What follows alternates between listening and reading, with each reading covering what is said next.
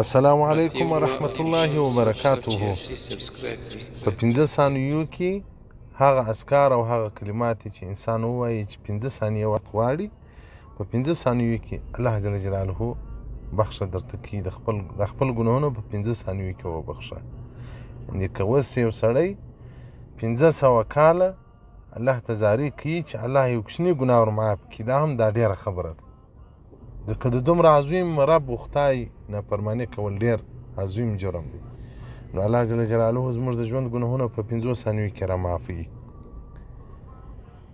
سعید بن ابي وقاص رضی الله عنه فرمایي رضی الله تعالی عنه فرمایي و رسول الله صلی الله علیه وسلم بارک فرمایلی دي څوک چې اذان واوري دا کلمات یې ووایي: وانا اشهد ان لا اله الا الله وحده لا شريك له وأن محمدا عبده ورسوله رضيت بالله تعالى ربا وبالإسلام دينا.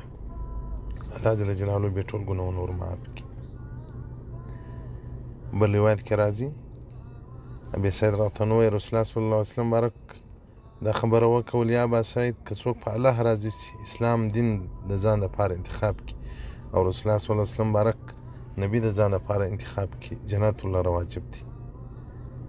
نو په دغه کلماتو کې هغه ټول شان رالو: وان محمدا، وانا اشهد ان لا اله الا الله، زه په دې شاهدي ادا کوم چې الله یو دی، شرک نه لري، وان محمدا عبده ورسوله، محمد صلی الله علیه وسلم یې رسول دی، رضیت بالله تعالی ربا وبالاسلام دینا، په الله سره راضي یم، د الله په دین راضي یم. نو دغه اسانه کلمات دي، الله جل جلاله دې موږ ته فکر راکړي چې ډېر یې تلاوت کړو. سبحان نمبر 152 جبال الحسنات بدقائق معدودات. نو محترمینو په لیکای بیم زه ان شاء الله الرحمن